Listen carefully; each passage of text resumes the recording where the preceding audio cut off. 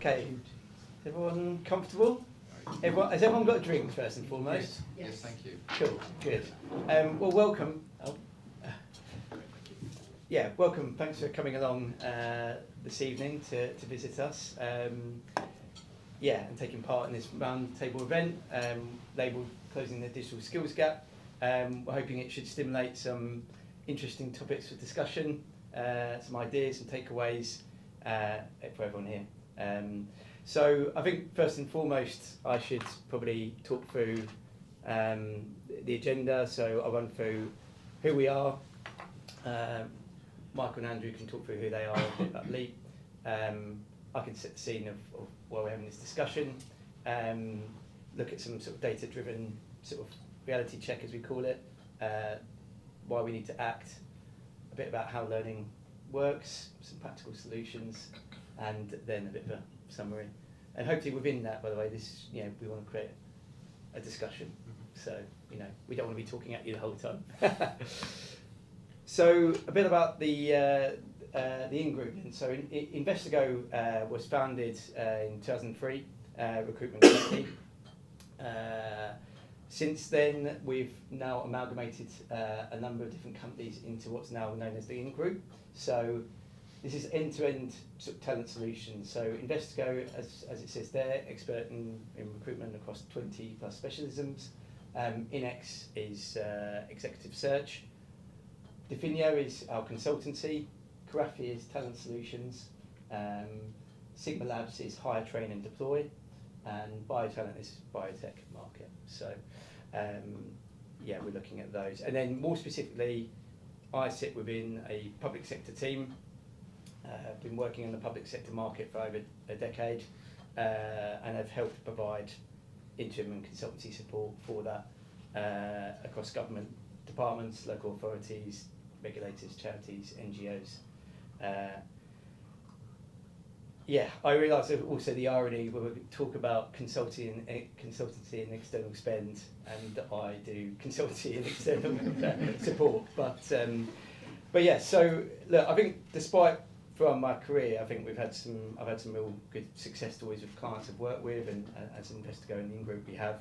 I think there's a common theme we've probably also all seen in this room, which is kind of a cyclical nature within big transformation of the heavy reliance on consultancy and external support to deliver transformation.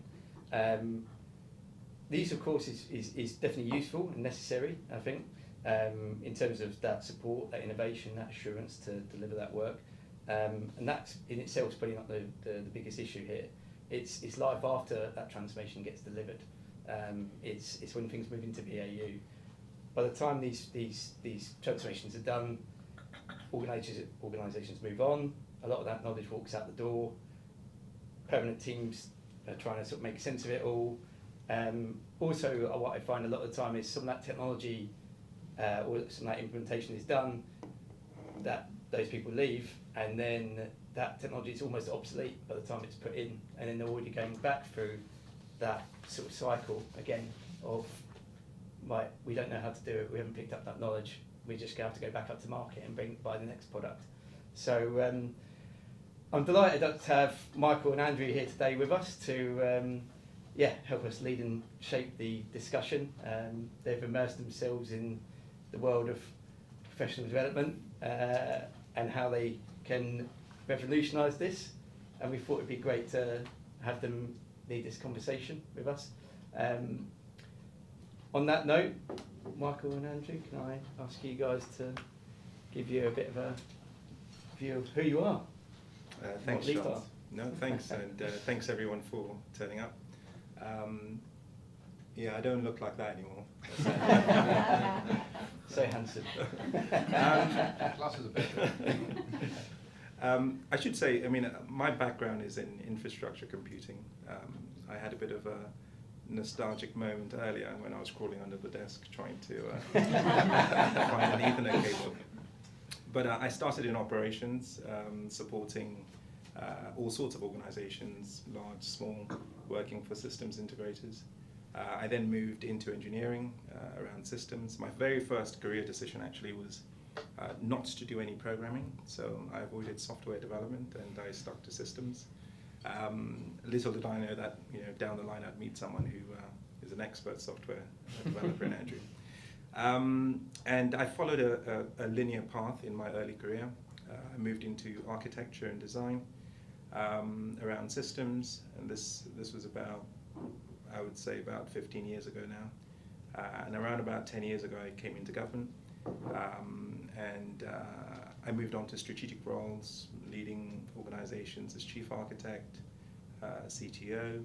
I became a civil servant, a senior civil servant after a while. And more recently, I think around about Brexit, I took on the role of,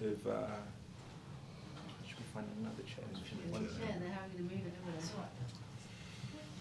So around the time Brexit was happening, I took on a non-exec role at a London university. That role was primarily focused on supporting the exec team there on their strategy for practice-led education. Effectively, their pedagogy was around helping people to learn by doing, which informed a lot of my thinking, actually.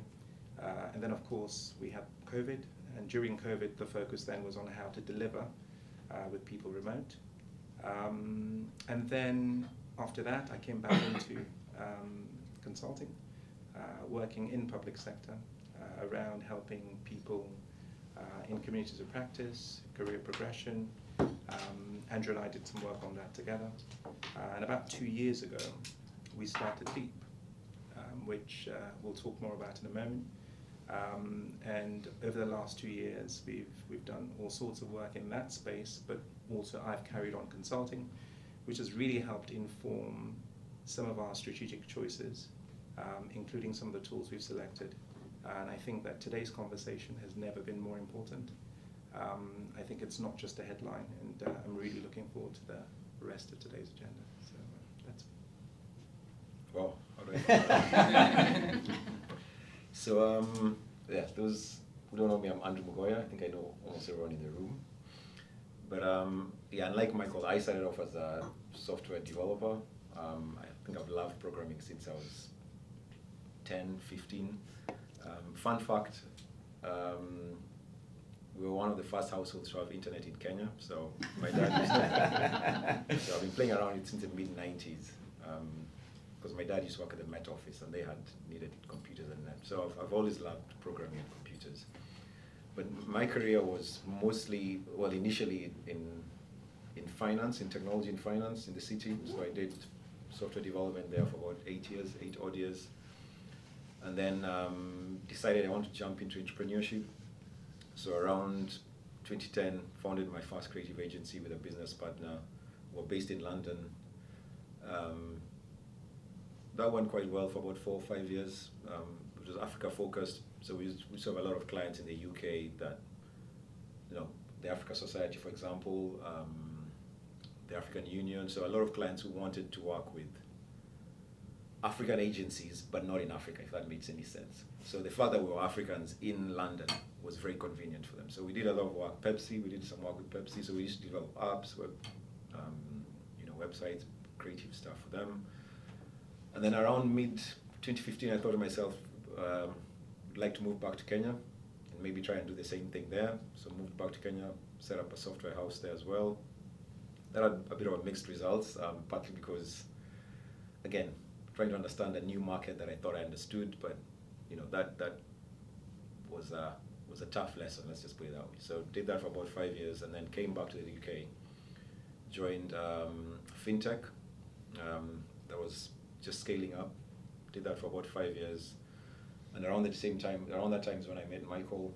I left the FinTech after 5 years. We did a bit of consulting together. And during that consulting, the idea of LEAP formalized itself. But a lot of that experience informed what eventually now has become LEAP. A lot of what we're saying is LEAP has been little ideas we've tried out. And I guess once we met and had conversations, we realized, actually, maybe we should make this a thing in a company. So that's where LEAP came in. So I guess the next question is, what is LEAP? That's a question that's been asked quite a lot of times. So our experience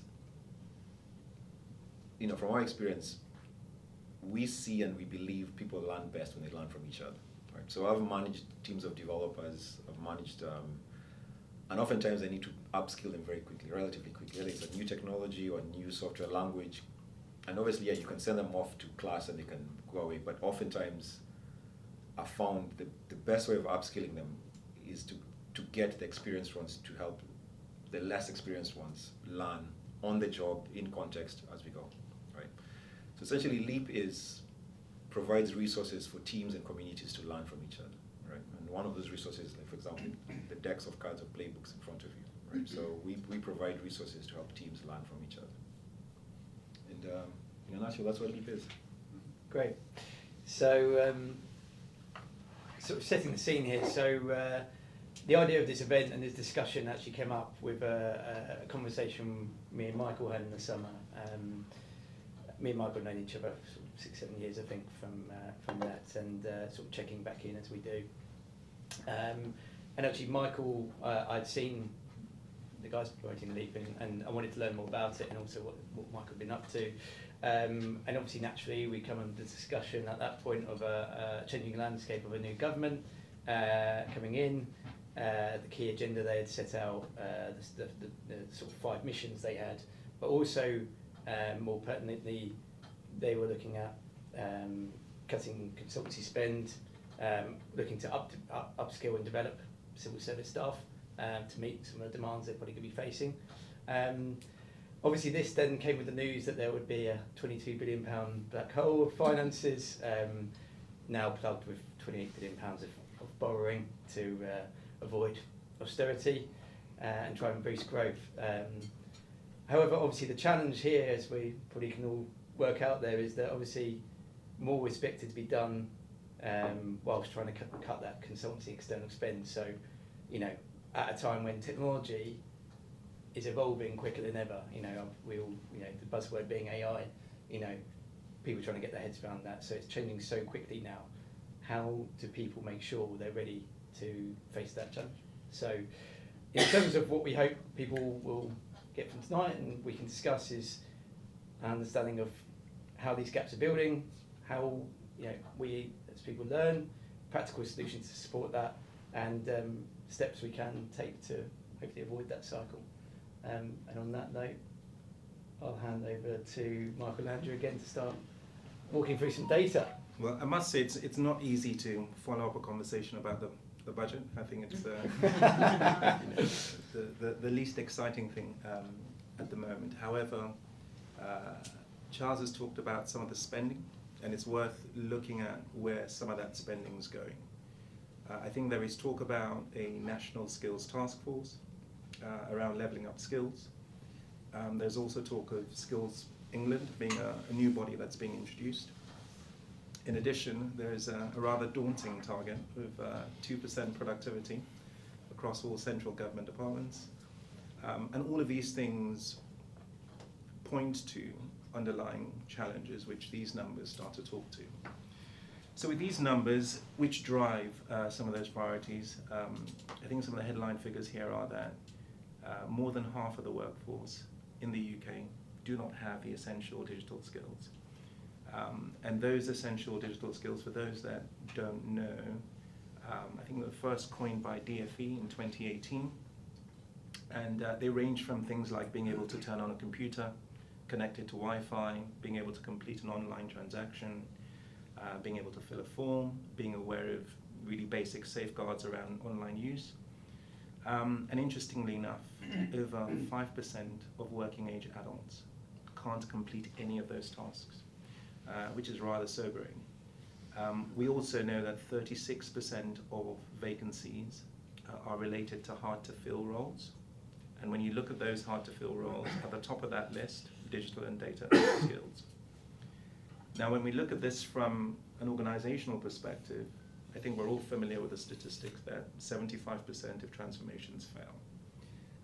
In reality, 62% of those failures are linked to issues with culture, skills and capability not being compatible with the ambition of those transformation initiatives.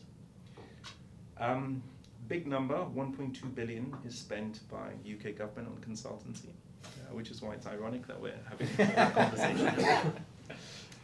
And an even bigger number, almost 7.4 billion, is being spent on agency workers, temp workers, contractors.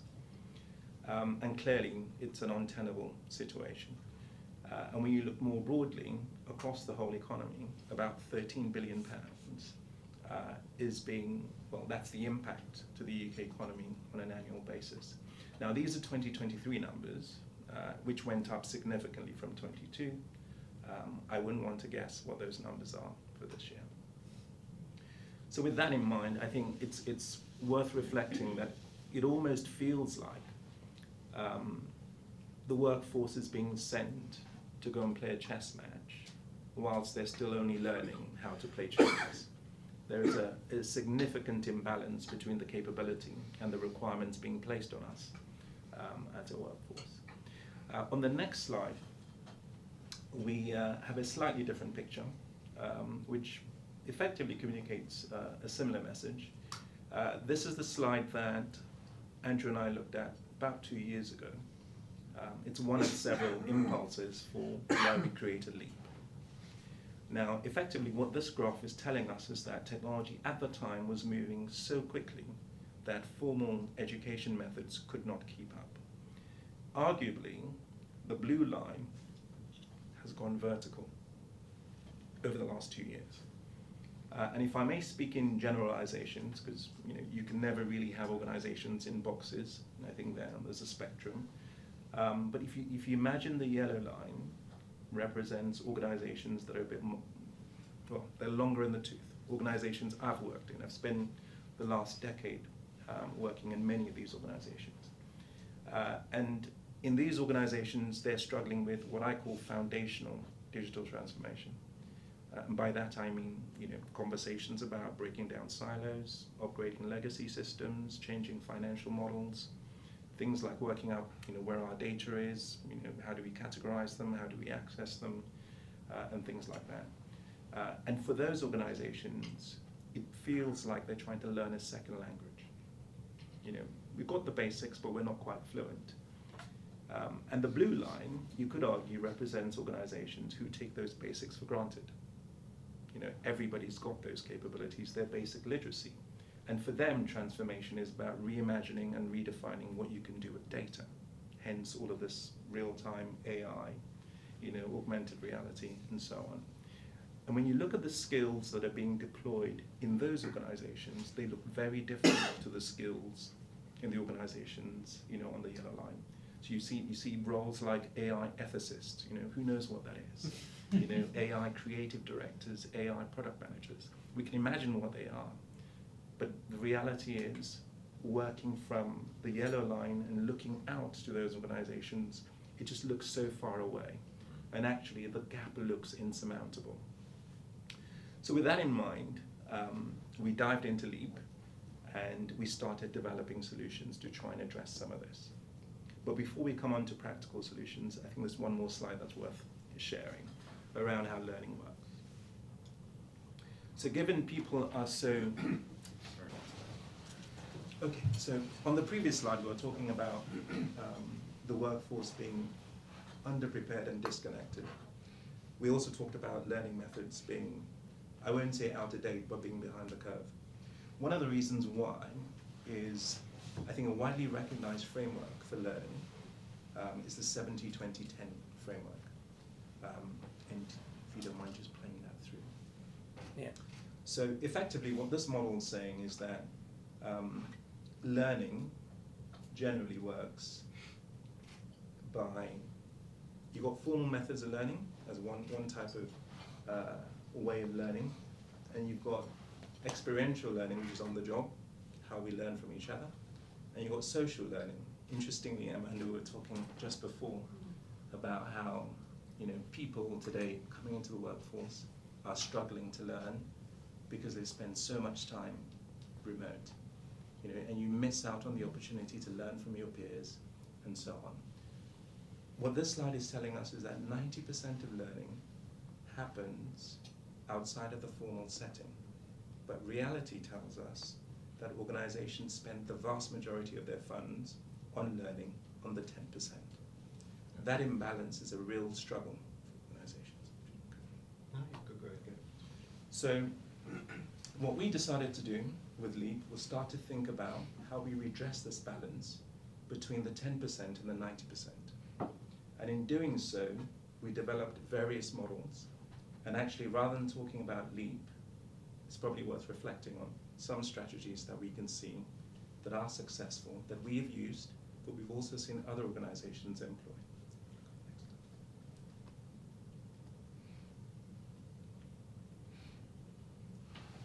So, going back to my experience, if we start with the first one, standard playbooks. So you've got these cards on the table. They reflect the way that I learned when I started working with big systems integrators. In those organizations where you're supporting 3-4 major telcos, utilities, automotive industry clients, the key thing for those organizations is to try and accelerate time to competency. So you need to be able to come in, and within 2 to 3 weeks, you're able to support organizations. And what those playbooks were doing were telling us what the network looks like, how you install a server, how you configure applications, how you set up networks. All of those things enabled people coming into the organization to deliver really quickly and be effective from near day one. So we've taken that and we've looked at that carefully and thought about how civil servants work today. How do we apply some of that learning such that people can accelerate their time to value? The other strategy that we've seen that is seldom used is around embedding learning into change. Now, Charles talked before about transformations happening with lots of external people coming in, delivering the change, and then moving on. But because internal people haven't been part of that learning curve, you've got that gap in capability versus where the organization's trying to go. And the challenge there is, once consultants leave, the organization's not able to manage the change and deliver and realize the benefits, that it's set out to. So, the strategy we've been looking at is how do organizations embed learning work streams into change? Because if you're going to change your baseline from where you are to where you want to be, you need to take the whole organization with you. Now, the people strategy is not just about, changing ways of working, redundancies and breaking down silos. It really is about how can your people deliver more value and be more productive where you're going. And with them being part of that journey, it better prepares organizations to repeat these cycles of transformation thereafter. Because the reality is transformation is something that is now constant. We're always changing. And the more we do it, the better you become at it. The third element is around retaining intellectual property within organizations. So we've all seen many times when organizations commission a big program, you start with a discovery invariably if it has anything to do with digital. Sometimes it's not the same organization that comes back in to do the alpha. And what tends to happen there is organization A does an exhaustive discovery, they leave the building, organization B comes in without that context. And what they end up doing is they go and bother the same people, asking the same questions that we asked in discovery, and we see this playing out time and time again. So the opportunity there that we see is for organizations to be able to retain some of that context and that content, such that when you have new organizations coming, they're building upon the work that's been done already. So we deal with that continuity issue that otherwise prevails. The other value point of this is that by establishing a set of tools that are reusable, you shift the relationship from one where you are, I don't want to say held hostage by what consultants are doing, but the reality is you move to a world where you have the knowledge that they add to, rather than it being the other way around. So you're perpetually improving your corporate intellectual property through the work that you're doing with retained assets. The third element around cross-functional communities. So this is both relevant to communities of practice, but also methods of learning.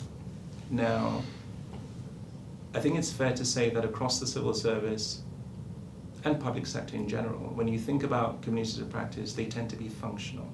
So finance people have their communities, procurement people have theirs, digital people have theirs, and so on. Well, that's great. The reality is when we deliver change, change is cross-functional, transformation is cross-functional. And if we are going to change that baseline and move from understanding the basics and taking them for granted, then actually the way we learn and the way we work should be cross-functional the whole time. So how do you move to a world where you have T-shaped capability across your organization, where people can bring their deep expertise into cross-functional settings, such that they understand the norms, the behaviors, the rituals, the ways of working that are required to deliver change and sustain change. And we think that cross-functional communities and cross-functional learning is at the heart of that. By the way, this is not an exhaustive list. There'll be lots of examples in the room, and we're looking to explore that. But these are just some of the things that we have seen that have worked. And what better way to build, learning frameworks than to build on what works. The penultimate opportunity is around outside-in perspective. So what we mean by that, so what I saw work excellently well at an organization I'm not going to name, we'd spent 11 months trying to get a business case approved, and we struggled because for the most part nobody really understood what the digital transformation opportunity was. And with us being humans, people are uncomfortable saying, I don't know. You've got that fear of being the outlier. And we realized that actually to shift the way people appreciated the opportunity and to inspire people to move, we needed to bring in people who had sat in their shoes, so senior leaders who had also worked in the civil service, who understood the challenges, who understood the fears, who understood the emotions, and they came in and started meeting with these other senior people, helping them recognize that I know where you are, I know the challenges you faced, this is how we did it, this is how we got over the challenges that you're facing. And actually don't worry, it's going to be fine. So creating that safe space for people to have that human conversation around change. And it's funny, I say it took 11 months to get a business case approved. We're in a world where AI compute doubles every 3.5 months. So AI doubles quicker than it takes to write a business case and get it approved. That's an interesting thought. And then the final thing that's also worth mentioning, that's somewhat related to my last point, is that with change, and this is particularly relevant to the organizations I mentioned before, where we're always looking at shifting behavior and changing behavior, because transformation largely requires some behavior change. But despite those efforts, we end up in the same place all the time, because you may have the one-off success, but you can't sustain it.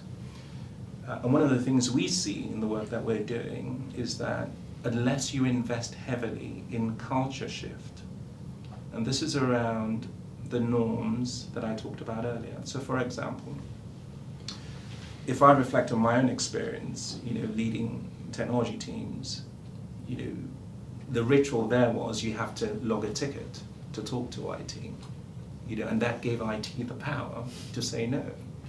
You may have a pressing deadline and you need something done, I send you back to log a ticket. In the same way that you may have a ministerial priority and you need money approved, the finance team will say go away and write a business case. Or you need to buy something and the procurement team will read, clause 24 on item 5 that says the framework agreement requires you to. And when you start to look at these things, you realize that we're not set up for the type of changes that we're trying to deliver, because the prevailing culture is one where we hold on to our rituals. It's about ticking the right boxes and getting the right things done, but often following the right process doesn't yield the right outcome. So there is something about starting to align outcomes to the processes that we use. So the idea there is just starting to think about the underlying things that drive behavior, not just focus on behavior itself. Now, I think to summarize all of this, the key theme here is there is need to embed learning in the way that we work on a day-to-day basis. Learning can't be something that people step out of the office and go and do. I think that the framework we looked at earlier tells us that we learn socially from each other, we learn by doing, and occasionally we learn through instructor-led, formal, structured learning. Those proportions need to be right. So the 90% needs to be in the doing of the work as opposed to the time spent outside the office. So having said that, I think it's fair to say that this conversation is a conversation that needs to happen more broadly and more often across organizations. I think that the skills gap isn't just a headline. I think it impacts everybody in this room. It impacts people we work with. And it's going to be even more of a challenge with the way the world is going, what we're seeing with AI agents, what we're seeing with improving productivity, using tools that we haven't yet thought of. So yeah, I'm really looking forward to the rest of the conversation, and yeah, thank you. Nice, thanks, Michael, for that. I guess, first of all, does anyone have any thoughts or input, or does that resonate with anyone in the room, what Michael's discussed there? And has anyone got any examples of where that might have been an issue before, perhaps? Safe patron, yeah. safe for sharing. As you were talking about experiential and sort of social learning there, yeah, as recruiters, obviously, if we went to somebody and said, okay, this person has zero practical experience, i.e. zero, job experience, but they've done it all academically, we sort of laughed out of the room, but then there's somehow a disconnect between translating that to, the workplace and, actually, okay, sitting down and reading a textbook or sort of doing a course, and then that being it, you've nailed the topic. It just seems, silly when you've recontextualized it. But yeah, I just thought that was an interesting thing to know. So. I mean, I think one of the things I think we're also trying to do is, even with experienced team members, they all have different ways of doing things. Right? So again, if I use my example of managing developers, for example, so we can all code, well, even in the same language, but we all code in different ways. So how do we get all this experience with people just to learn to do things in a similar way? So there's a bit of retraining where you're trying to, in fact, my experience, a lot of the conflict that happens during the digital transformations we're talking about, our projects, is not necessarily people don't have the skills, that they have different skills, and they all believe those different ways of doing things are the right ones. So you're trying to get them and go, let's have a common way of doing things. So yeah, you're right. The academics for sure on its own is never enough, but also even just the experience also needs to be level. Yeah, alignment issue. Yeah. So, Interesting. I also think there's a really good point around pedagogy that you made. The sort of aligning it with change strikes me as a massive amount of unlearning and relearning that has to happen. So kind of as a pedagogy, I think a strategy that I've found very successful in the yellow line organisations is to directly align action-based learning with transformation. So it happens in the flow of work, and like you say, the learning is embedded in the transformation and then it's left behind as a legacy of that change. We need to get a lot more public sector organisations moving in that space. But yeah, great to see that the kind of theory is aligned with the action, and actually the action comes first, the theory follows the action. So probably no surprise I work with a close colleague on action learning based programs, where it's about sort of making a difference on live challenges in the relational context. So the learning happens with and from one another, it's not up here in the sky, it's down on the ground. And so that all of this resonates to me. So yeah, thanks. There's something about AI which I was been wondering about, and I don't think that Mr. Toffler was around or is around. And AI was invented, but the point is that I think the relearning might be a problem, especially for the younger generations. And I talk about my daughters particularly, which is that they do the unlearning very well, and they get ChatGPT to do the work, but there's not much relearning on the back of it. And I think I'm just worried, especially in the civil service, that the new generation of people coming into that workplace are going to be hitting a very different culture, which is, no, we don't actually like AI, for many reasons. And they're going to say, yeah, but that's how we actually operate, literally 25 times a day or 25 times an hour. Yeah. And I think there's a really interesting tension that's going to come up in the next few years about, getting all these people, these young people, turning up and just hitting a wall. Don't look at me. No, I don't know what the answer is, but I find it fascinating. Again, it's a personal thing with two daughters. So that's an interesting point, because one of the things we also, I've experienced is there's a lot we can learn from the young. So let's take social media. The young guys come in, they know social media. A lot of the older generation, myself included, don't really know much about it. TikTok, blah blah blah. But then you get organizations that are going, we need to be on TikTok, right? Now that organization can turn around and go, we need to get an outside consultant to tell us about TikTok. What we are saying is, actually, what if you look inwards? Yeah. You don't need to get an external consultant to teach you that. But if you can get one of your team members, so they're not an expert on other things, but they're an expert on social media, and they can help. And because it's in context, they know about how your organization works. Their knowledge is a lot more relevant than an outside consultant coming in. So I think it might end up being that dynamic of we help you learn how to let get maybe up that speed. young person write the AI policy for the. The issue on that point, just thinking about that as well, that some of the issue we find probably working in organisations is so siloed that That's that person never that person we can always see it sometimes when we work with clients our end is that we see that and we think, why are you commissioning us to do this? There's people internally we know that work in this program over here or this project over here or that can do this for you. So I sometimes wonder if it's more than that.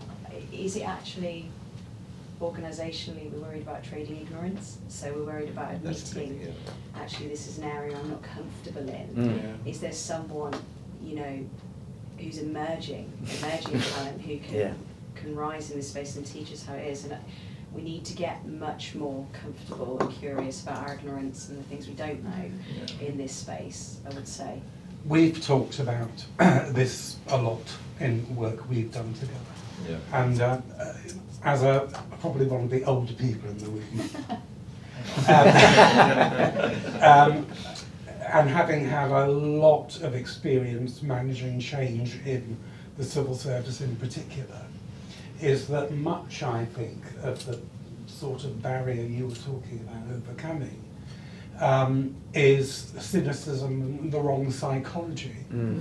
And particularly in the civil service, because we've worked in the civil service with every single blue chip consultancy you can imagine in the civil service. And so whenever there is engagement with outside consultancy, those more mature civil servants are immediately quite cynical that something negative is about to happen, and that is going to mean being told you have to cut the workforce and your budget is being cut. And I suspect we're going to experience that yet again with the political challenges that we all have to live with today.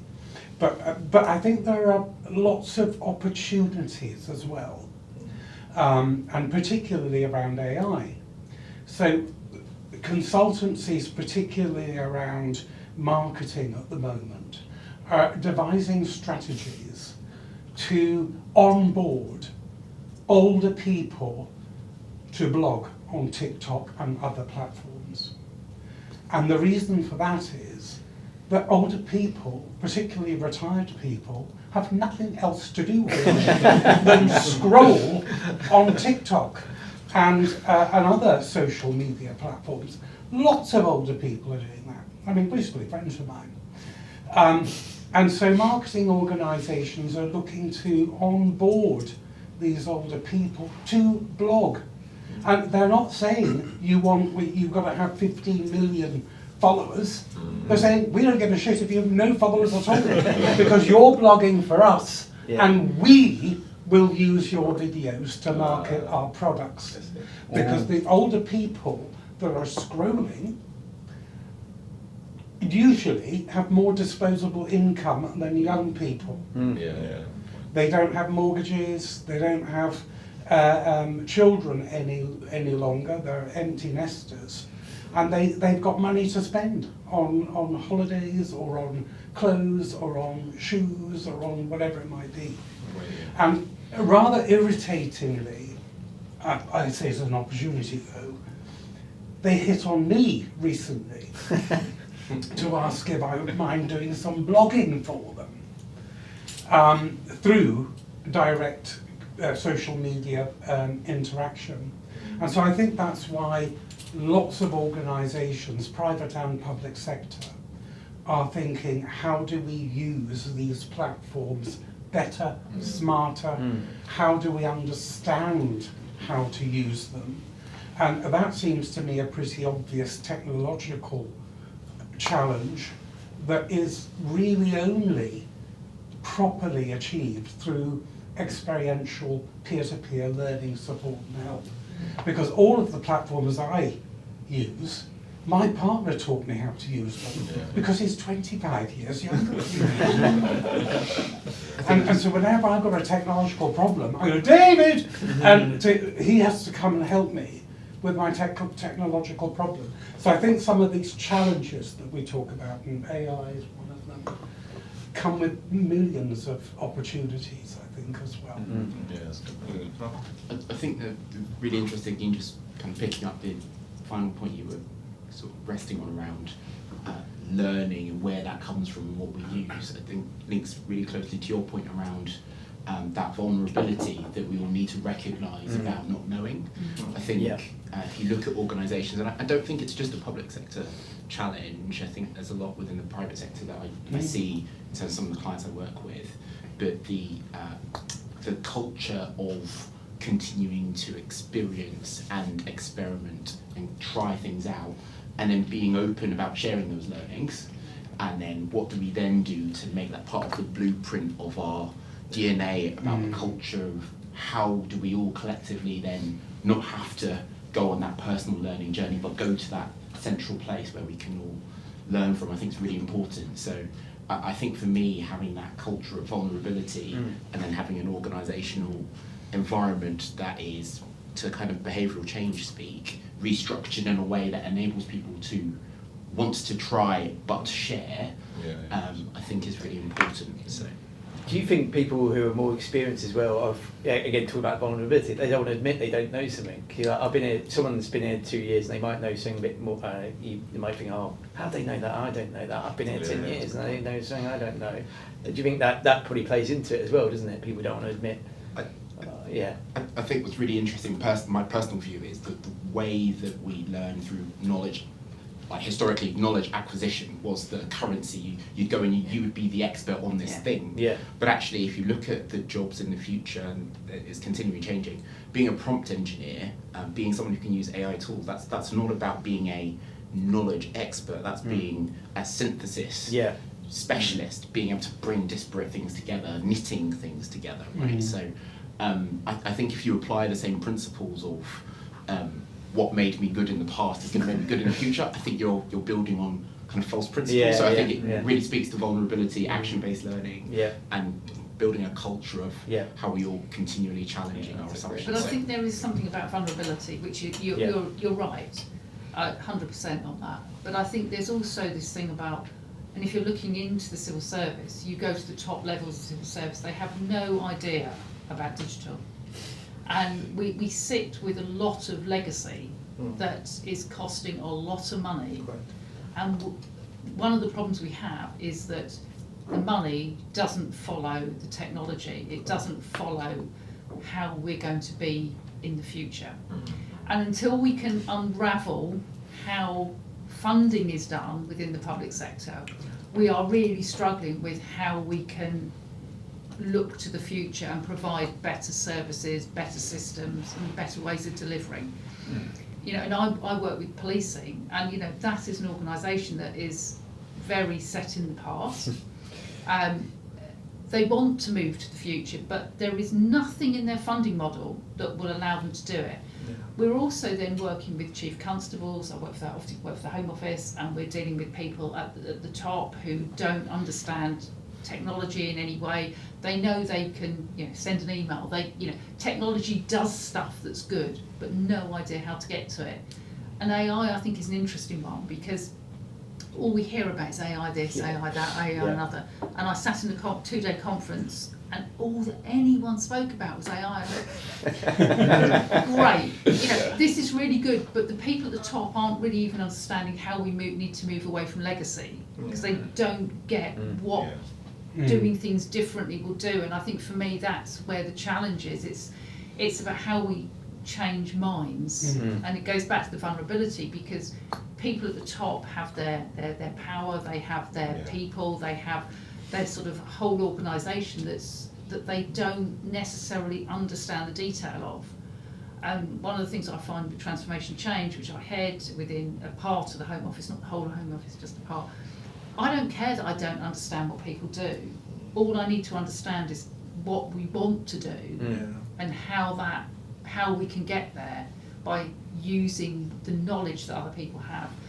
And it's and I'd love to hear your views on, you know, that whole thing about, you know, the vulnerability, the top level not really understanding, and that whole funding issue, which actually makes the whole thing really complicated and not really looking to the future. Yeah, that's a good point.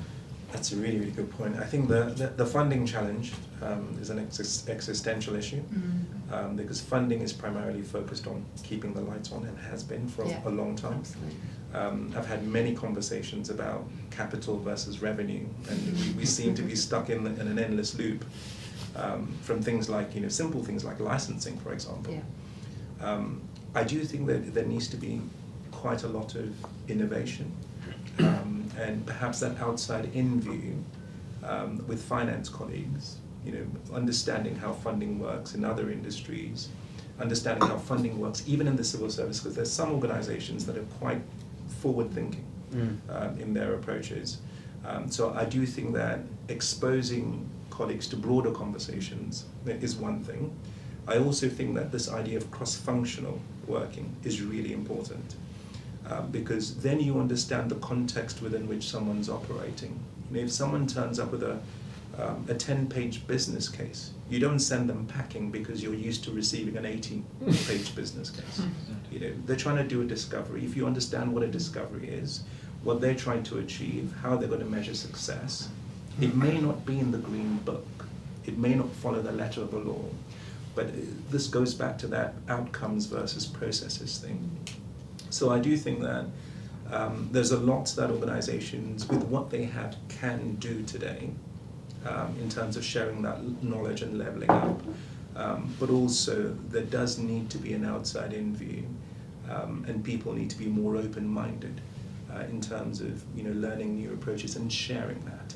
Because as I said, I am aware of, you know, some, you know, finance directors that dealt with the licensing issue years before some of the organizations. You know, I worked with a couple of people in the room, and we were banging our heads against the wall. You know, you don't have to, you know, tag all licensing spend against revenue. There are ways of doing it. You know, so that's my view on the financial model. Just add on to that. There's a converse side to the sharing and vulnerability problem, which is, the senior people feel, you know, I can't ask because I'll look. But then there's also, I must say, a lot of us in technical digital are also not very good at sharing, right? Because when we get that opportunity to share, we want to bamboozle and throw a lot of acronyms and show that we are. So there's that flip side as well of I don't want to say it's teaching, but it's showing how to share as well. So if you have the knowledge, how do you share that without feeling threatened that by you sharing the knowledge, you lose your credibility, your power, your influence, whatever it is. So yeah, there's that barrier as well. Of if you're going to share, it needs to be shared in a way that's relevant, human. It's not you just throwing a lot of acronyms and trying to impress and look like you're the smartest person in the room. So I suppose that ties into your point about organisational IP as well. The more that you've got there, the consultants coming in and saying, oh well, you need this, this, and this, and they've actually got the context of the previous work and can push back more effectively in that setting. Say, well, actually, these guys and our own conclusions are taking us this way. So, a bit more agency in those discussions. Strikes me that outside-in view is as much about culture and influence as it is the skills. So just relate to some of the challenges you've got around sort of generational biases, etc. There's something for me around, to the earlier point around Generation Z and bringing that to the fore. Is there more we can do around digital influencing from the outside in and from the inside? So is there a younger generation of talent that we need to do more to actually elevate their status in those learning spaces? So again, something we're experimenting with is using emerging talent, kind of giving them some quite close-in support to learn deep facilitation skills and then throwing them out to run action learning in the flow of work with senior teams. And that's very countercultural, and and you can imagine there's the vulnerability challenge there as well. But very quickly, the learning goes both ways, and then it flows into work as well. So it's not just about classroom-based activity; it's about something that's on a life challenge. And that's where you really need mature leadership. Absolutely. You need leaders not to be threatened by those sorts of methodologies. And the leader, the manager as coach, and having a culture that, and in the civil service you find it like any other big organisation, subcultures within a culture where there's different working patterns. I see it in the BBC. Supposed to be the biggest communication company in the world. Make me laugh. They don't talk to themselves. They talk to the world. And so there's something, and that again is a cultural problem. Summed up by a DG at the BBC once said to me, "You're quite good at dealing with difficult people, Ian, aren't you?" Coming from the government, that's surprising. I said, you've never worked with ministers. So you find it in lots of different organisations where the cultural challenge, the methodology of managing change or managing anything, transactions, is rooted in fairly traditional leadership mindsets or local management mindsets that are reinforced by the very model. What does it take to become a permanent secretary? What does it take to become a successful woman leader in the civil service, or still massively underrepresented? So, until we find ways of developing, allowing people to learn from doing their job and measuring success in a different way, that isn't just about how much knowledge you've got, but also about how you go about working with that knowledge with other people. Brilliant. Kate, I know you were going to comment. Sorry. So what strikes me is that when we're talking about transformation, you're always taking it back to digital. And actually transformation is about the whole organisation, and today's business model is probably 60, 70 years old and hasn't really changed in those decades. So if you have a team and you want to change their learning, you introduce a learning system, they're still going to be stuck in that team doing what they've always done. So I think sometimes you need to step back and think, does the structure, the organisational structure which exists, actually lend itself to the new organisational outcomes that we want to achieve?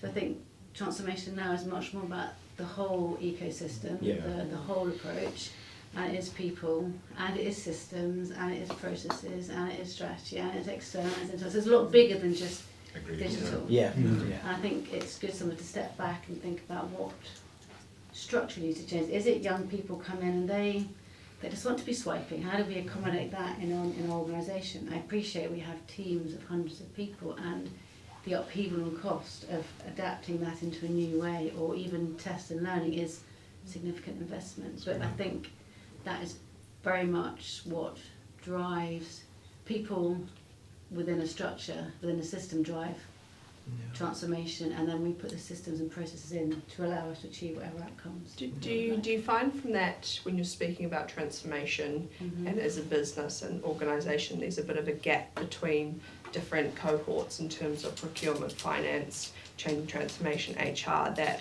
people are very cohorted and stuck in their roles quite a lot, that there's a big gap missing between procurement and HR and finance, and there's big business cases that need to be created, but people are stuck in, well, this is my job, this is what I do.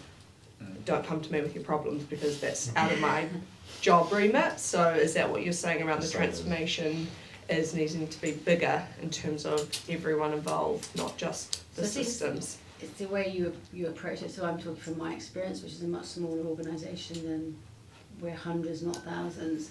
But you've got kind of two approaches to transformation. You can go in and do the black box, where you see a group of big four going over into a room over there and the door shuts, and 6 months later they jump out and go, da-da, here is a new structure, and tomorrow this, that and the other. Then the alternative is going through a very transparent approach and going through a co-design, a collaborative approach, which is fantastic because everybody in the organisation who might be resistant is invited to come and influence and to input and to discuss. With that brings the belief that you will do what you will take on board what I think, and it's saying to people that you may have a view, but that does not necessarily that we will take it on board and implement it.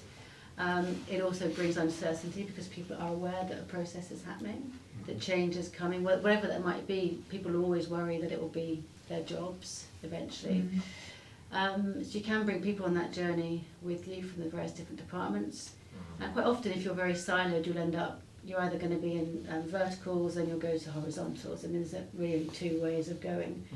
So if you are in silos, people will then end up in business units, for example. If you're in business units, you might end up in practices again.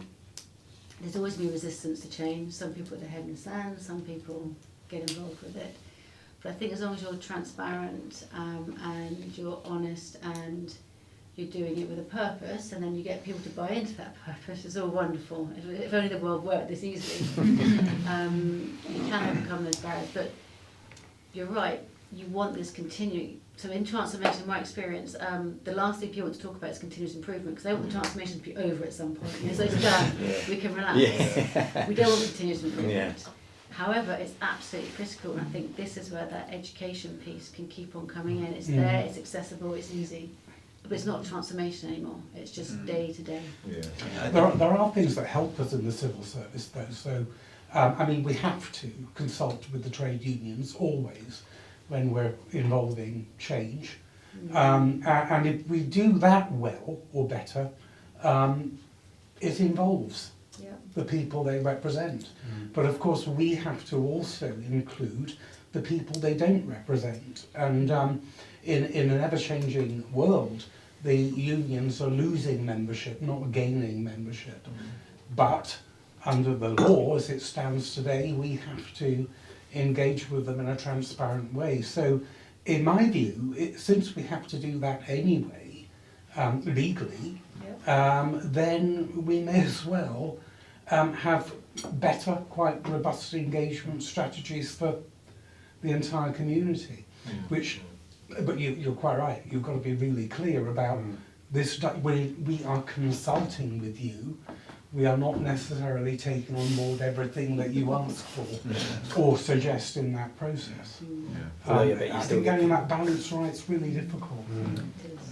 I also think the definitions of digital and transformation does need to evolve somewhat, because as organisations move to new models, you know, thinking that there's one group there that are responsible for change, or there's one group there that are responsible for digital, is in itself a problem.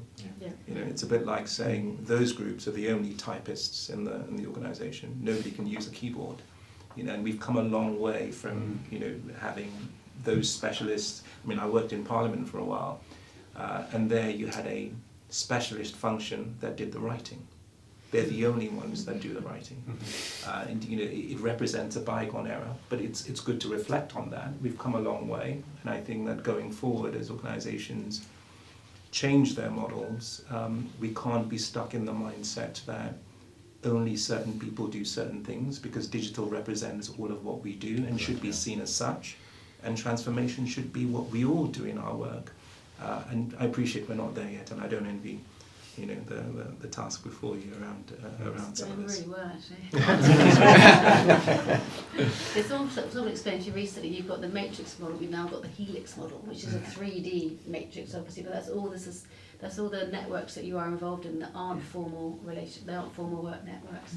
They are, you might be in the PET group, you might be in the Agile group, you might, whatever it might be, you've got this whole another layer of where you're learning and influencing from. It's massively complex to manage. I think you just have to let it organically sometimes, just be and just not try and put it in boxes. I do wonder if there's a correlation between that sort of 3D model and the ability to learn in terms of sort of the on-the-job learning and the social learning and being in the office. And I know that's a difficult subject for many, but I mean, I'd be interested to see whether there's a correlation of absorption of that knowledge and cross-functional with being face-to-face, because it is very difficult to perhaps experience and sort of bump into people from other functions or other teams that you just aren't scheduled into meetings with if you are purely online. And I think there's a benefit of obviously home working, but I do suspect that there's quite a strong correlation between absorption of that cross-functional knowledge and the sort of 3D model with being face-to-face, which is a very unpopular opinion. No, I think there's definitely something with that, and I remember, you know, you speak to people in those corridor chats when you're going between meetings at water cooler, you know, that sort of thing. You sort of lose that quite a bit, don't you, in your day? And okay, you're going into the office, but those days in the office are then jam-packed with meetings that face-to-face. So, you know, you're scrambling as opposed to having a bit more of that time to do that. But I definitely think, you know, as a separate subject as well, you know, for those sort of networking, people lose that a little bit as well. But certainly in that internal side. So yeah, it's interesting to think about what we've lost from not having as much of that interaction. So much of what we learn is social. So much of what we learn from a skills point of view, but also from a knowledge point of view. Overhearing somebody's conversation, you think, oh, hang on, you know, that affects me, or I might have a solution, or I might help, or I might have some knowledge-based learning that will help you, or I might be able to cut your time down by pointing you in the right direction. All of that, who in this room manages to achieve that on Zoom? You know, we've lost all of that. So I suppose that's an interesting point to put back to you guys, is in the world of you know, working from home, you know, it's not really going to go anywhere at this point, and then you know, finance and the restrictions that's put on. What is your, or Leap's, sort of, you know, generalised kind of pitch for why you should work with you guys, in the sense of you know, benefits realisation, and how quick do we turn the cost that, you know, is being spent on more consultants into a reduction in reliance on consultants?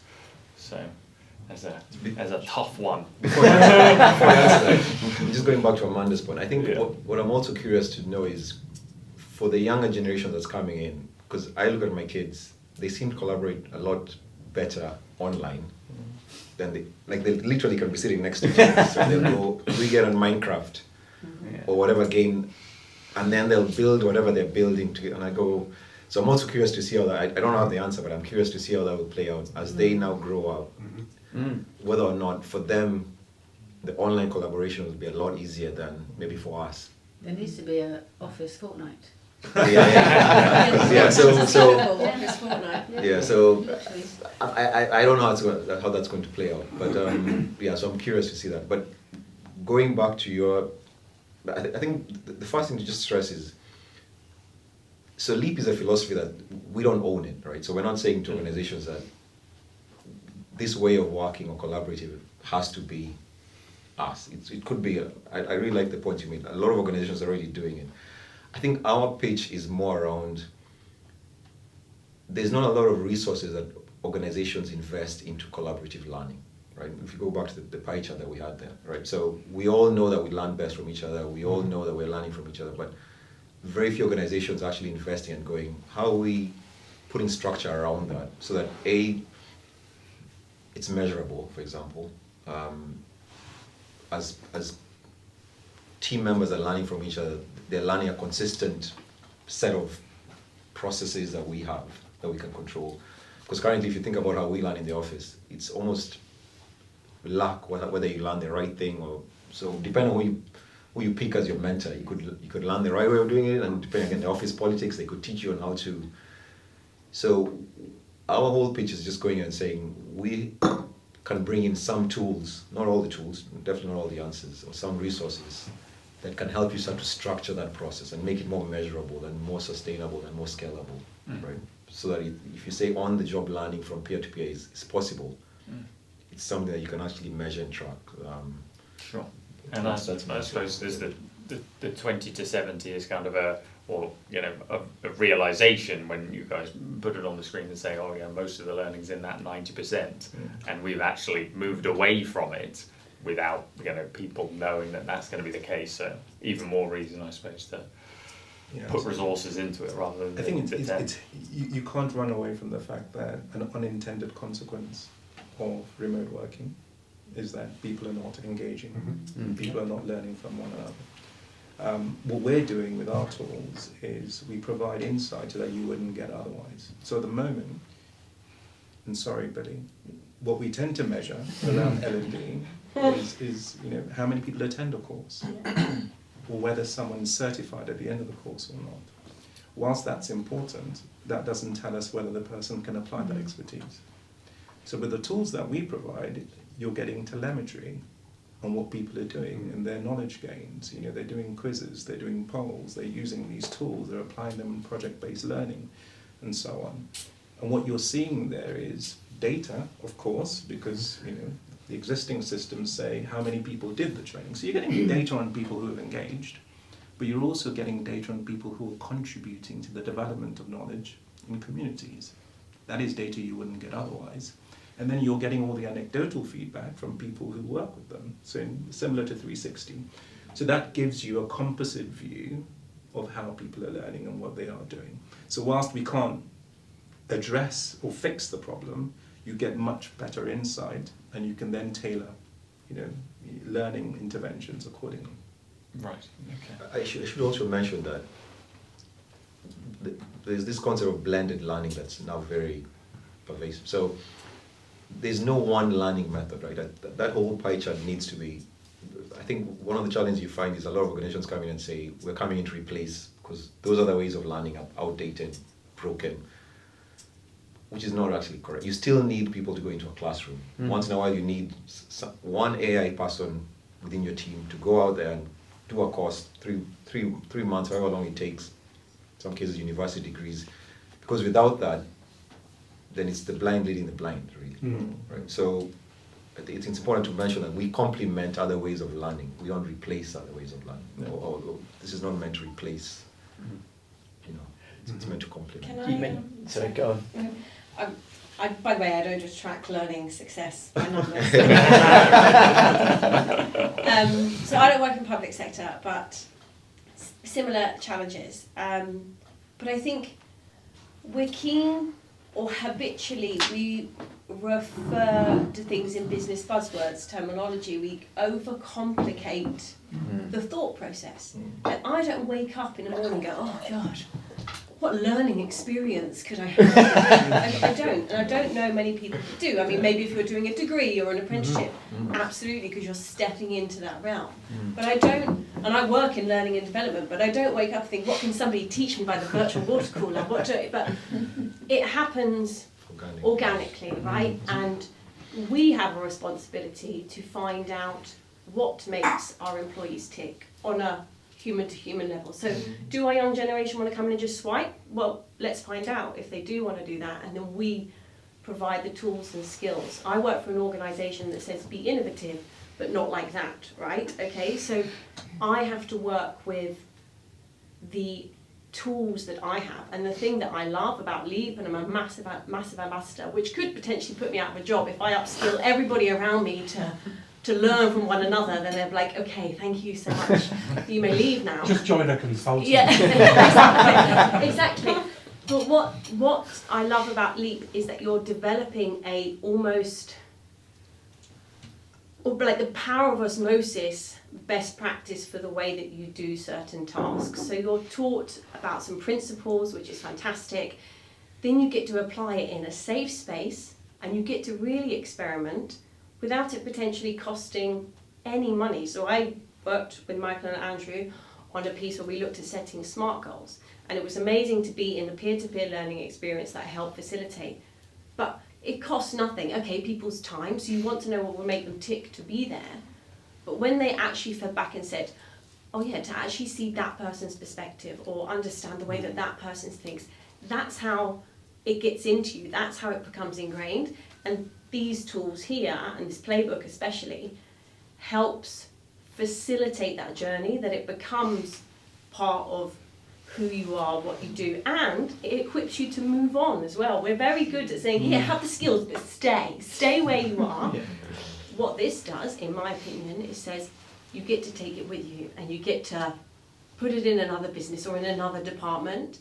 And then also another thing is with these cards, I'm not an expert in all 41, is it now? 41, yes? Michael's the only expert. Yeah, yeah, so he's the expert on 41, so call him in. Isn't it? Right, 30. Absolutely. I would probably say that I could facilitate, because in learning and development I say I'm not a teacher or a preacher, I just facilitate a learning experience. But I have a responsibility to find people who could be expertise in facilitating those conversations. And then you build up this framework, this succession planning, internal gig economy, whatever you want to call it, but it's so much more basic and effective than talking about like the digital world, transformational change. All of those things are important, absolutely. But my frontline employee who works 60 hours a week and could probably get paid an hour more an hour at H&M doesn't really care about that stuff. They want to know, are you going to make me good for my next job? Like, so that's why I love this stuff, and it will make me redundant one day. And that's, I mean, the brilliance of that is what makes people top level leaders fearful of it, because it completely democratises the learning process, puts it in the flow of work, which is brilliant. But that's where the vulnerability side comes from as well. So if you can create experiences where that vulnerability is taken away, whatever those look like, I think we'll be getting somewhere. But yeah. I think the opportunity cost for those leaders that is exponentially growing every day. And one thing that I think Leap allows for, and just generally encouraging learning explicitly, which isn't really done, at least in the organizations I've been part of or worked with, allows for, is creating a culture of vulnerability and also a structure in which sharing is rewarded. I think Michael touched on it briefly earlier, but nowadays, if you have this like super secret cool knowledge, you think it makes you special, but there's no structure for you to share that knowledge for which you will be rewarded. So especially, you guys spoke quite a bit about the young generation, which I think even though are very like well equipped to tackle these things, do require that rigor from the older generations, that structure from the older generations that will make them be able to apply those reflexes that they've learned in the right ways. And I understand that culture can seem very risky because of what you said, right? It's democratizing information, you're having people talking to each other. What if they start talking about the wrong things? And I think that having structures that you can implement that will encourage the right kind of learning can make a massive difference, and need to make a massive difference. If organizations don't do this, then their growing is going to continue, and they're just going to be, the changes that will happen are the changes that are going to be sold to them, not the changes that are going to that they're going to recognize. Yeah. Yeah, it sort of ties into kind of knowledge transfer the other way as well, because often in bids for pieces of work, we're asked the question, what's going to be your plan for knowledge transfer to make sure that it's all being given back to the business at the end, or continuously as you're kind of going through. And for the most part, I think Investigo pretty good with it, because we're competing with the big boys who are going to be pretty bad with it intentionally, because they want to hoard all that knowledge so that they're indispensable, and then they never have to be gotten rid of.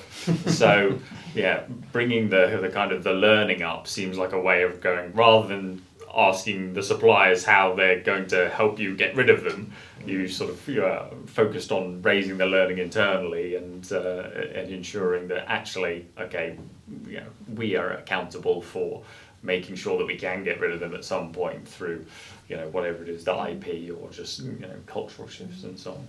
Yeah. Bruno gave us a very interesting point a few days ago, where he said to us, these days online, social media, you give out 9 pieces of value before you ask for 1. Was that the ratio you gave us? So the idea being, so Bruno was saying to us that if you're online right now, say as a thought leader, or it's you give out 9 pieces of value before you ask for 1 back. I think that's the ratio he was giving us. You front load all the value. You are extremely generous with the content you put out. So you're essentially giving out free information. Yeah.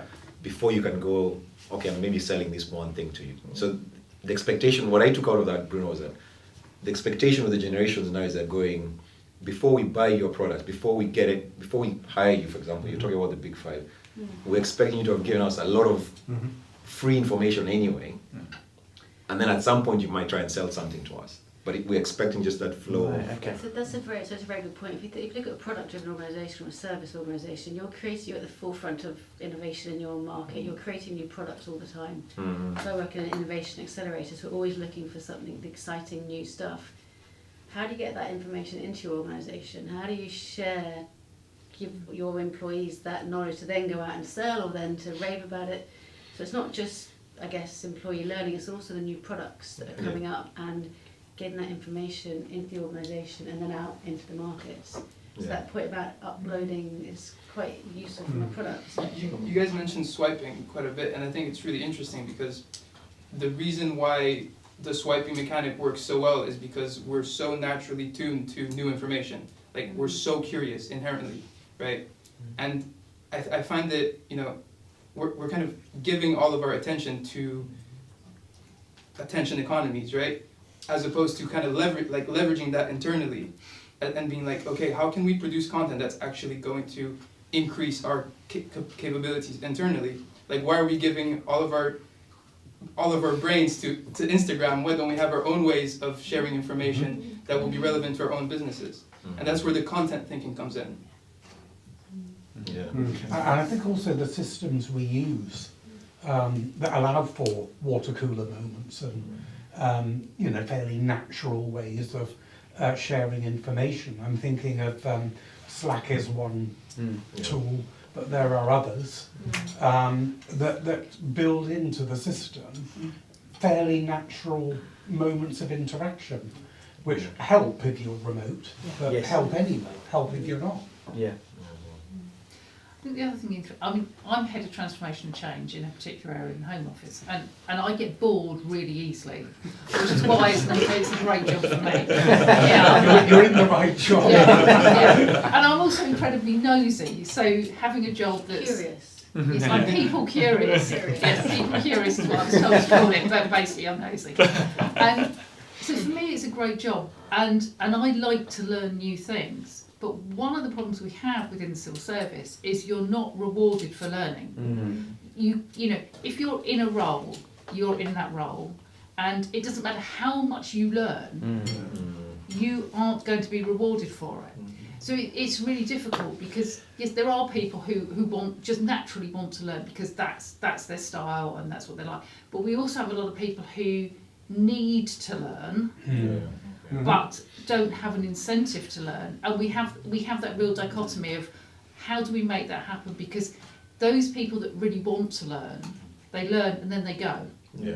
So where's the incentive for us to give people that learning? Because we know that they're the ones that are going to go away, and they're the ones we want to keep. So it's a real issue, and I don't really know the answer to this. It's interesting. Michael and I did a consultancy last year with, again, a named government department, where we did use a bit of the LEAP methodology. It wasn't formal at the time, but around helping them with assessments, coaching. So how do they fill in their assessments every year? And surprisingly, even though they have to do this every year, the DDAT assessment is what we're talking about. You'd be surprised how many people just go, I do all this work, but it's very hard for me to express how I do it. Yeah. Right. So I almost need coaching. Again, just what frameworks can we use for you to express, you know, and give examples of the work you've done. But I bring that up because you're right. The behaviors you want, if it's measured at that point, right. So I think one of the metrics was around how much have you shared, for example. Again, it wasn't well articulated, but how much have you given of your time and how much have you shared? But you notice people have loads of examples, and I'll find loads of examples that they've done that because they know it's going to come up. So it's trying to find ways where you can turn behaviors you want into measurable outcomes, right? And I guess that's one of the things Michael was referring to. How do we turn this into something that's measurable that then you can then go, okay, now you can put a metric to it. Right. And then hopefully that will turn some behaviours or change behaviours around it. I thought that was a brilliant example of how the civil service are good sometimes at turning people off before they turn them on. Because my memory of the civil service is that you have too many courses to attend. Oh yes. There are thousands of mandatory courses. And if you miss, or heaven forbid that you miss any of them, especially health and safety one.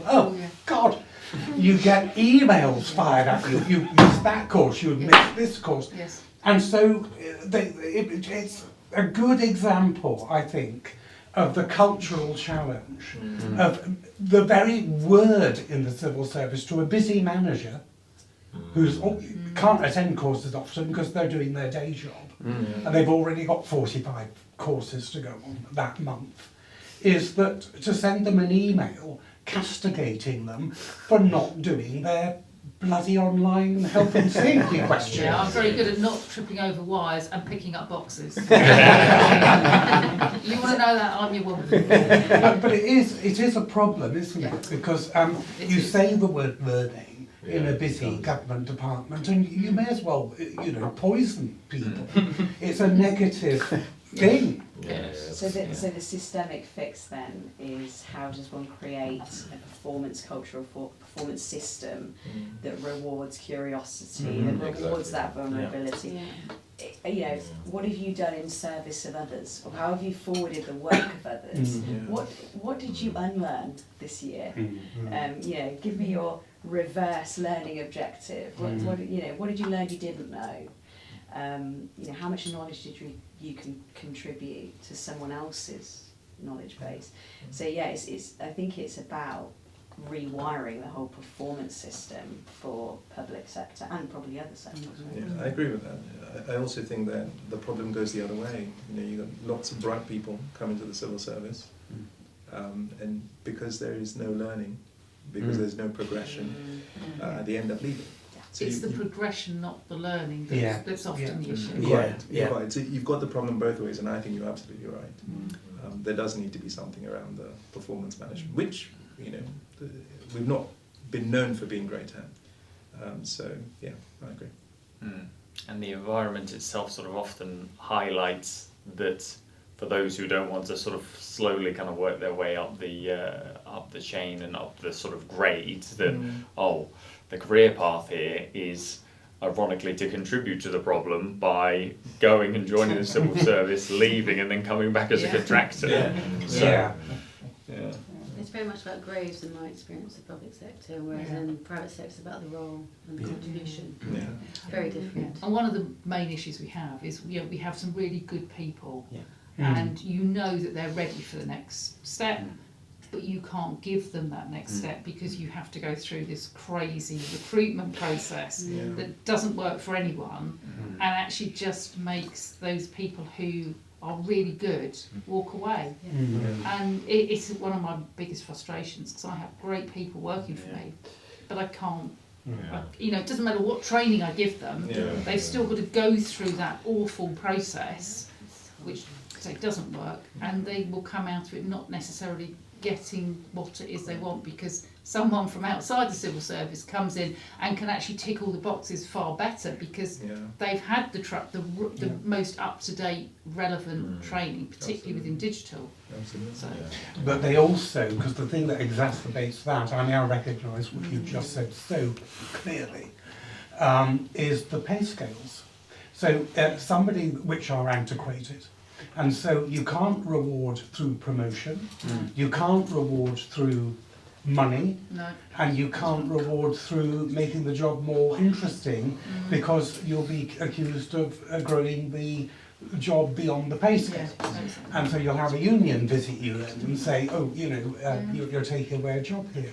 So for me, somebody said earlier about the entire thing being organic, I think it might have been yourself. Sorry, I don't know your name. I'm Kate. Hello, Kate. That whole organic thing about change being so many different things in an organisation is an exemplar of that.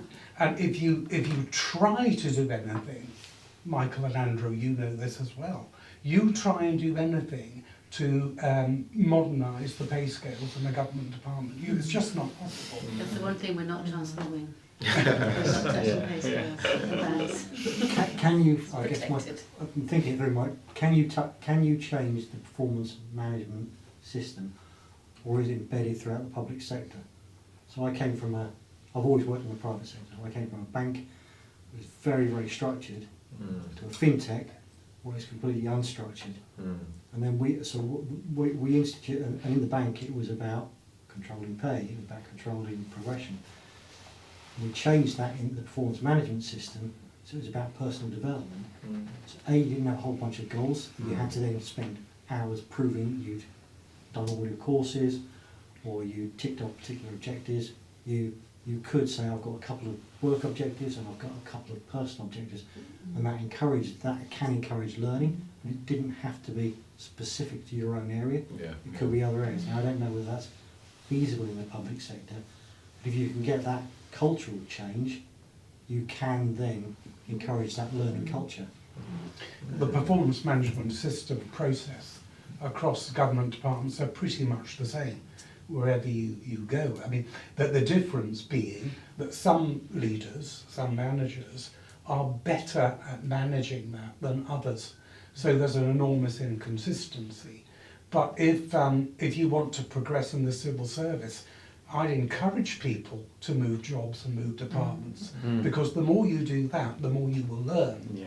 And you were saying about the external people coming in, and of course for a long time the civil service have been encouraged to bring in external expertise, not thinking about culturally how they're going to enter what is a very different value system than most private sector businesses I've worked with, which are driven by profitability and bottom line, whereas the civil service is a value-based role, it's a value-based job. And the problem with that is that the only way somebody can leave your change department, for example, because they're good and they deserve promotion, and they'll leave the civil service if they don't get it, because the best people always do leave, right? The crap people don't leave. No, they don't leave. They're very happy, and they're all members of the union, so they're not going anywhere. You know, and you have to deal with them in a different way through the performance management system. And that doesn't work either. It doesn't. Well, it's hard to make it work because it involves a great deal of time investment from the manager with the rubbish person that doesn't want to develop, doesn't want to grow, and will always moan at the water cooler rather than share a learning experience. So the performance management system is it goes back to really, Michael and Andrew, what you were saying at the top of the meeting around the systems being able to support the aspirations of change. Just conscious, people will probably do a top up and might need the toilet. So should we put a pin in the conversation there? So we've kind of had a bit of time going off and discussing, probably not to be discussing what we've been talking about, but has anyone else had any kind of other thoughts or feelings, or is anything light bulb moments, walking away from that and coming back again now, or? I think that we've created an axis of defence of the homeworking. we like homeworking, and we think there's lots of positive things about homeworking as well as the negative. But I find that really interesting because I don't know where either of you work. At home. I'll rephrase that. Touche, For who is it? That's the better question. I don't know who you work for or with, but I find it intensely frustrating because I want to have those interactions. I mean, I'm older and that's what I'm used to. But I do find that when I go into the office with my team, whoever it is, I have far better, more meaningful conversations. And I'm interested to know why you think homeworking is better, because I would argue the opposite. So that's magic. Sorry, were you going to come That's around? That's just where the magic happens, isn't it? We had a similar conversation where it's like, is it actually about how you use heads together time? Yeah. So if you've got, I'm going to just massively generalise here. If you've got Generation Z, who have the amazing, hopefully, tech skills to contribute, and the sort of senior leadership coming together, there's a deficit on both sides in terms of human skills, digital skills. If you bring them together in really rich experiences, moments, then working on live problems, missions, challenges, I think that's the rich stuff. And there can be, I think there is a both and here, where you can have heads down time where you're actually getting the work done, and then really rich heads together time where you're getting all of that intergenerational blend and actually working on the mission. Yeah, so it's an interesting one. Sorry, I'll just quickly come back and then, sorry. So tomorrow I have a team day, and we will sit down together and we will literally sit around a table like this and we'll just talk. There's no agenda, we talk, we come up with ideas, we can do that, who's going to do that, where's that going to come from, which you could not do on Teams or Zoom. And we also then go to the pub and we have that personal interaction, and we find out about people's home lives, about their interests, that actually then connect us better and make us better as a team. And that's the bit I think that we really lose by working at home.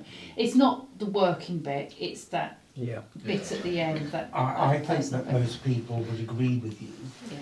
I think that's interesting watching how industries deal with, some jobs you can't do at home. Some industries as well.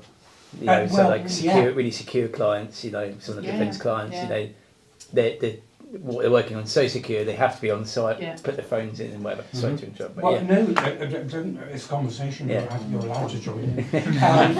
My husband is a Metropolitan Police officer, and he works on child protection.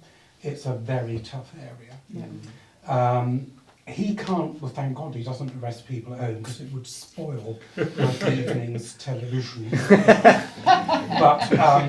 But you know, but quite a bit of his work the police do at home. So if they're having case reviews, they can do that at home on using Zoom, Teams, whatever. And he's even interviewed people involved in an incident over the telephone, because that's what they would do in the office. Yeah. So they successfully make home working work for them, and police stations aren't great places to be. You know, you tend to meet the more unsavoury members of society.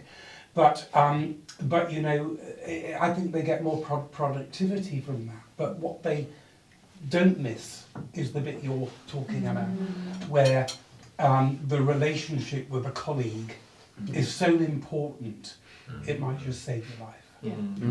And you know, in our work, and certainly my time in the civil service, you wanted your colleagues to understand you as well as they could, because you might need them to cover you at some point. You might need somebody to cover your back. Yeah.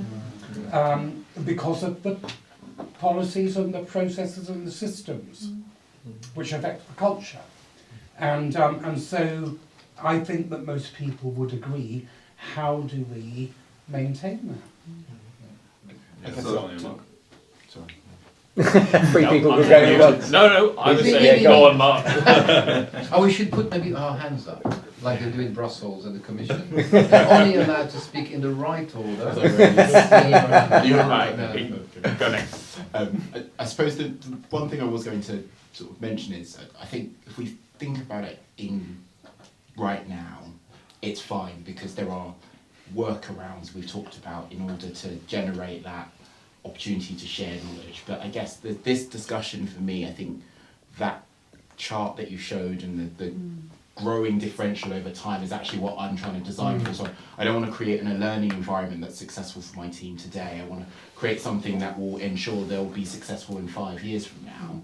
And I think if I look at the examples of, and you know, in the break I was talking about a law firm, right, literally based no more than 500 metres from here, they had this situation during COVID where they brought in this incredible cohort of solicitors. They were hugely effective. They've all left their training contracts now and they're now on client, but everyone's kind of realised that some of those really important soft skills, those ways in which to build trust with people on a human level in person, just that never happened.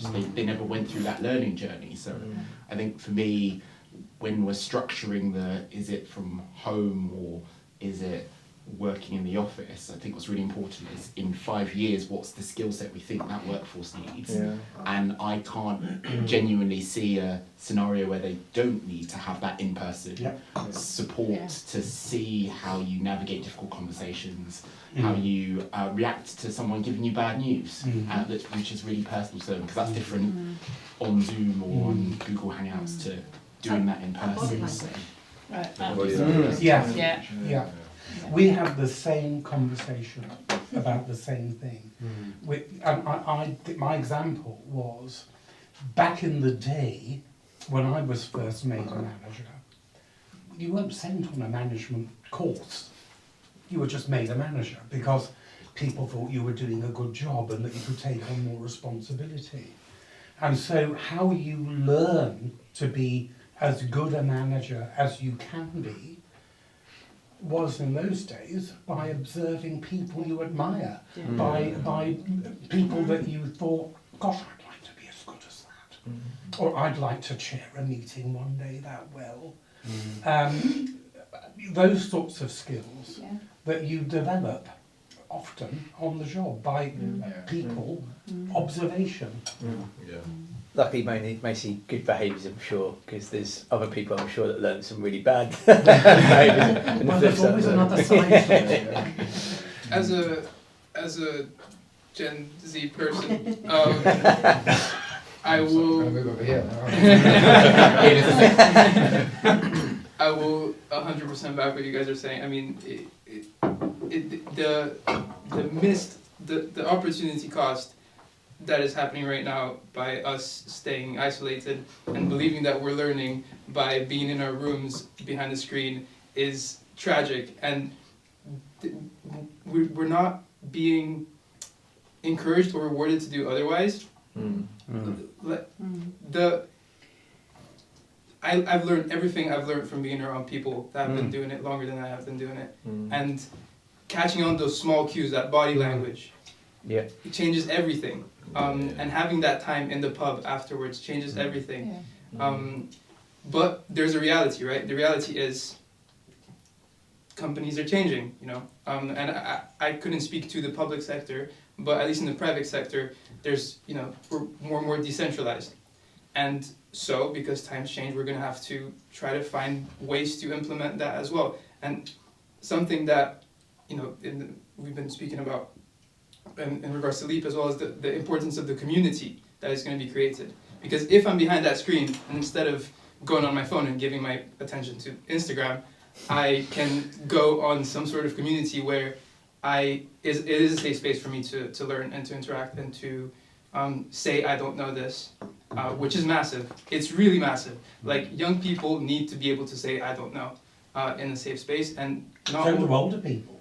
Absolutely, absolutely. So I think for me, one example I was using was, which brings the element of randomness, is that one of my clients introduced this virtual coffee or virtual water cooler thing, and every week you were told, on Friday, find a time that works for you guys, you're going to talk to John or Mary or Paul or whatever, and next week it's Albert or whatever.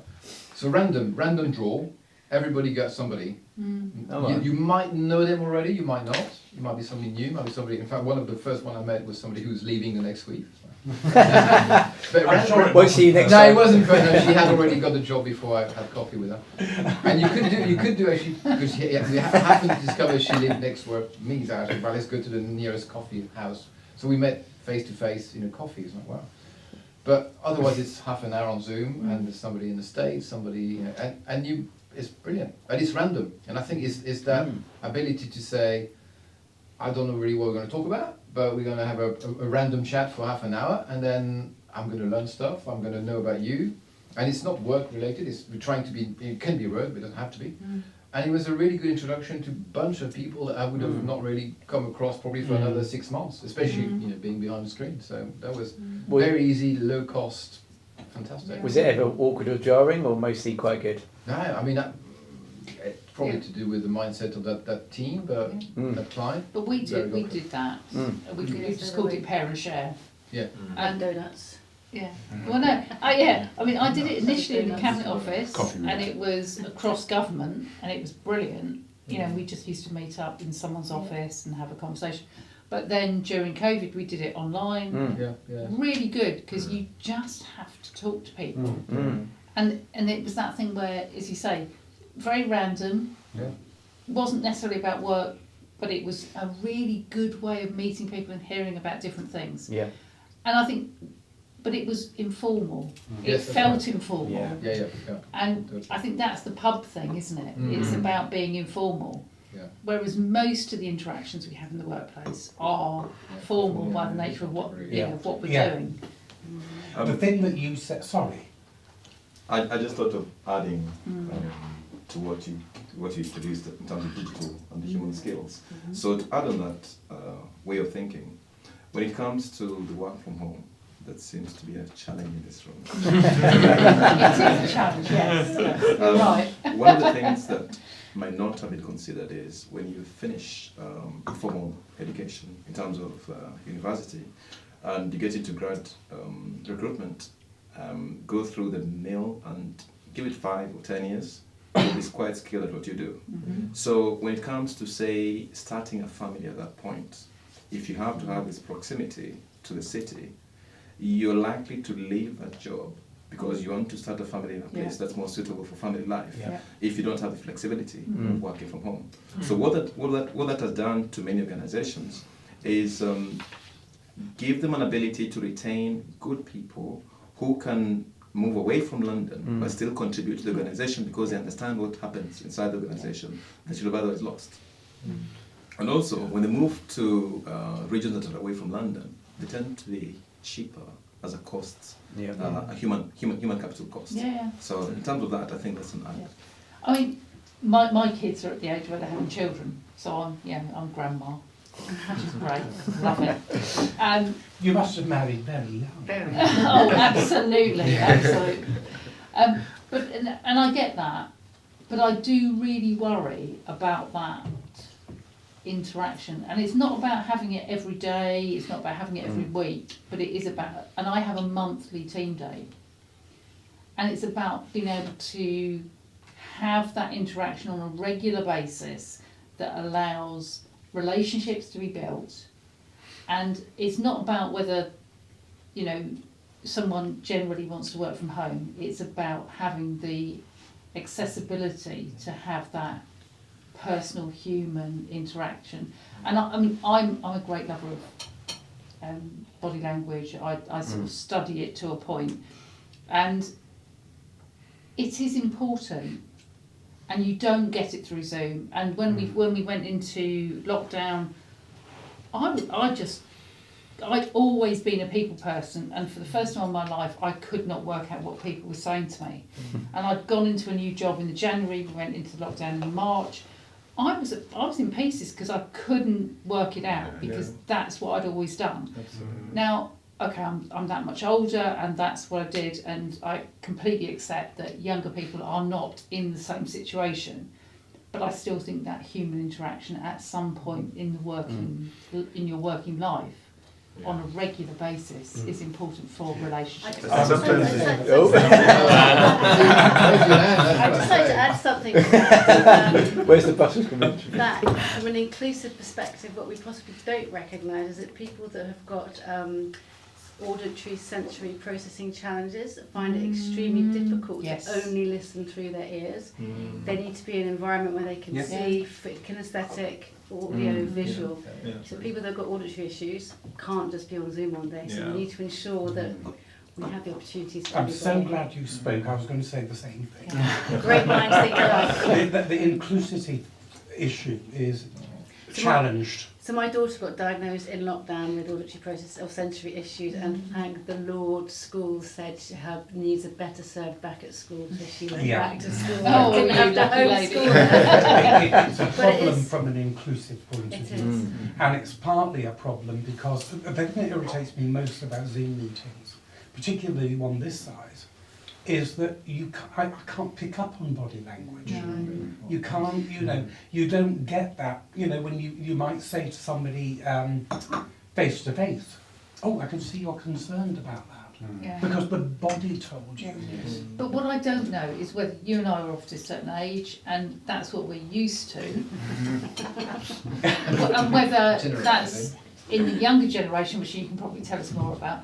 I can too. Of course we can. I can too.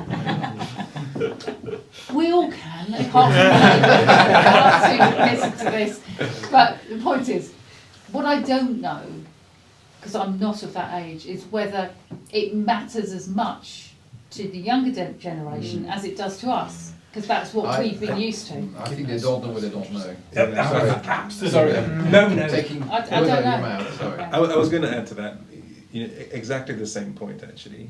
There are lots of people who've grown up, Roblox generation, Minecraft generation, and actually since COVID, you've got a whole set of people who come into the workforce who don't know any different, which is a real challenge.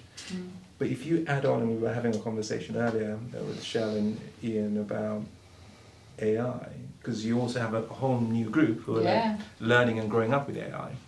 Simple things like being able to memorize things, to keep facts in your mind, to be able to have social discussions. Are you going to stop mid-conversation and go and ask AI, and so on? So you've got a multifaceted issue. You've got a homeworking thing.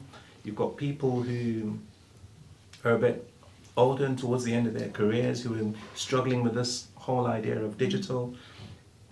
I think that in the not too distant future, organizations are really going to struggle around effectiveness, around engagement, around employee satisfaction, Yeah. and all of that. So not just from a learning perspective, I think it's a multifaceted problem. I'll take it a step further and say, not just organizations, I think individuals. Yeah. I look at it like, it's like nature, or, parks and all that. You can grow up not having parks around you and you can think I'm fine. But it's very hard to measure the impact of having a park around you that you can walk. It's very hard to measure it, and you might think I don't need it, but I think I find it the same way. So sometimes, I work from home because obviously I'm a consultant, and so just even going to a shared office space in Milton Keynes and then just finding, I might not have an office to go to, but sometimes you're just going and around other people.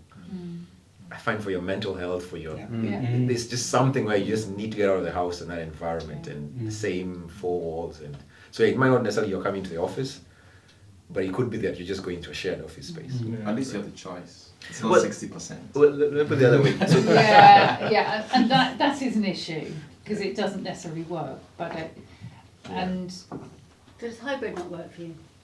No, I do hybrid. Are you I mean, happy for with me, hybrid? it works brilliantly. Okay, so you're I happy with personally, I don't have an issue with it. I think it's the best option. Yeah, I think because we'd all for agree me, on that. but there are a lot of people who work in teams that are predominantly contractors. Yeah. Our contractors don't have to do 60%. So they are going into an office and working with no one that's on their team because they have to go and do 60%.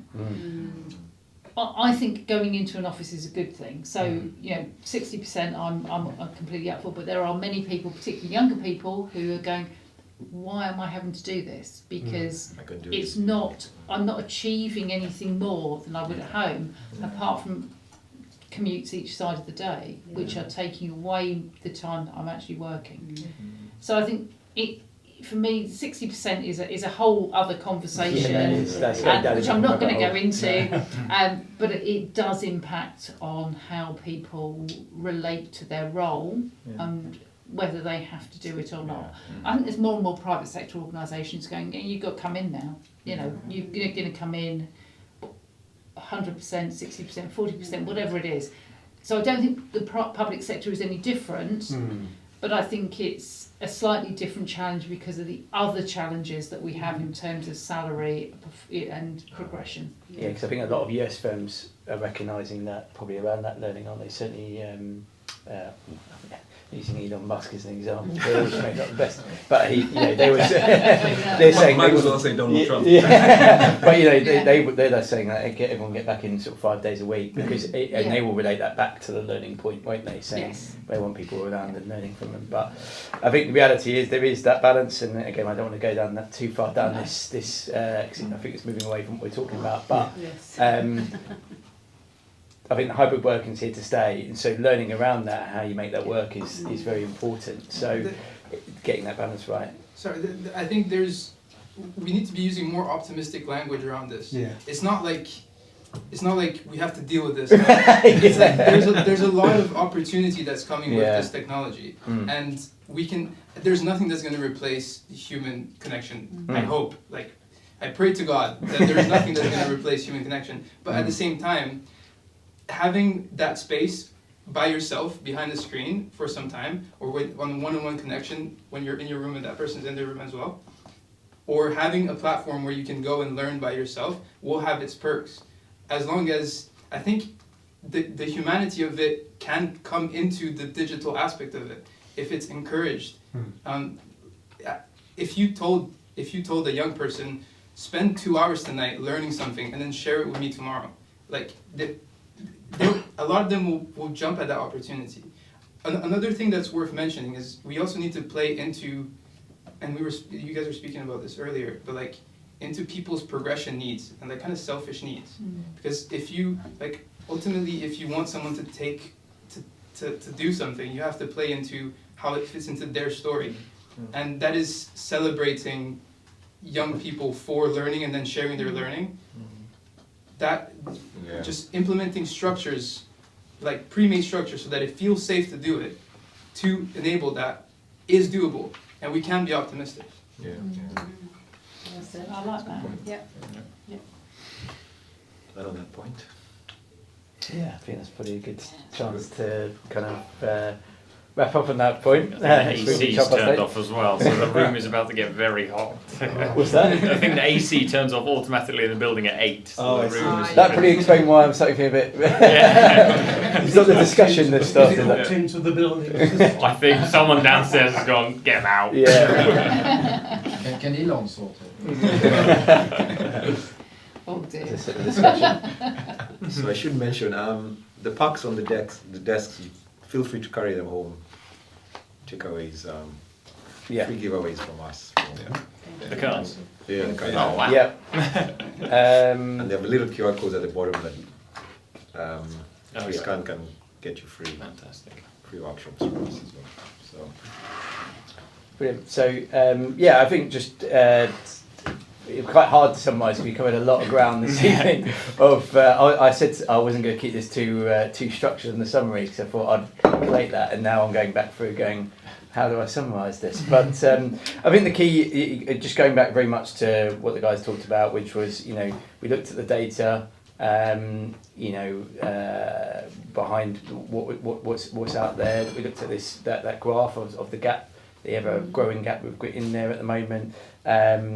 But we also looked at different ways we can tackle that sort of learning now, and how we learn as well. So, you know, that 90% of you know, 10% classroom, very important, but the 90% actually learning on the job and how we do that. And obviously we've all sort of shared views on how we do that as well. So yeah, I think there's some really interesting sort of takeaways there, and I think I'm really glad that everyone managed to share their views on that as well. So I think, you know, in terms of what next, I just want to say thanks for everyone coming. I think everyone's contributed brilliantly, so thank you very much for that. I think it's been really, really thought-provoking. Hopefully some key takeaways for people here. On the back of this, obviously we'll look to share some information with you all in terms of what we've covered here. And if you want to know more or delve a bit deeper, obviously myself, Michael, Andrew, reach out to us and we can discuss it. Thank you. No, thanks. Brilliant.